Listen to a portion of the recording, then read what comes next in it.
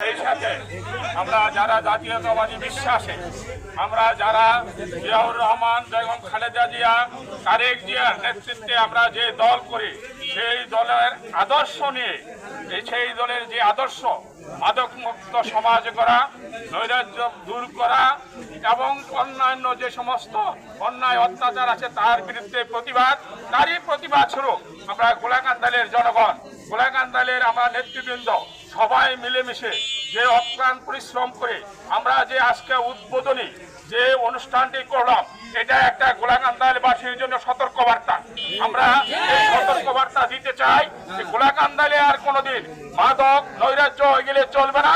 যারা করেন তারা সাবধান হয়ে যান। মোস্তাফিজুর রহমান ভূঁইয়া দীপু এগুলিকে প্রশ্রয় দিবে না এবং স্বপ্নের রূপগঞ্জ ঘোরার প্রত্যয় যেটা মোস্তাফিজুর রহমান ভূঁইয়া সেই রূপগঞ্জ প্রত্যয় করার জন্য যত রকমের পরিশ্রম লাগে, যত রকমের তিতিক্ষা লাগে, ত্যাগ তিতিক্ষা লাগে, দলের কর্মীরা মোস্তাফিজুর রহমান ভূঁইয়ার দীপুর পাশে দাঁড়িয়ে সেই কার্যক্রমগুলি আমরা সমাধান করব, তার পাশে থাকবো, স্বপ্নের রূপগঞ্জ করব। আমরা সবাইকে উদ্দেশ্য মাদক ব্যবসায়ীদেরকে উদ্দেশ্য করে বলতে চাই, আমরা কোনো ছাড় দিব না। আমাদের মোস্তাফিজুর রহমান ভূঁইয়া দীপু ভাইয়ের একটাই নির্দেশ, এই রূপগঞ্জে কোনো মাদক ব্যবসায়ী এবং মাদক সেবক থাকবে না।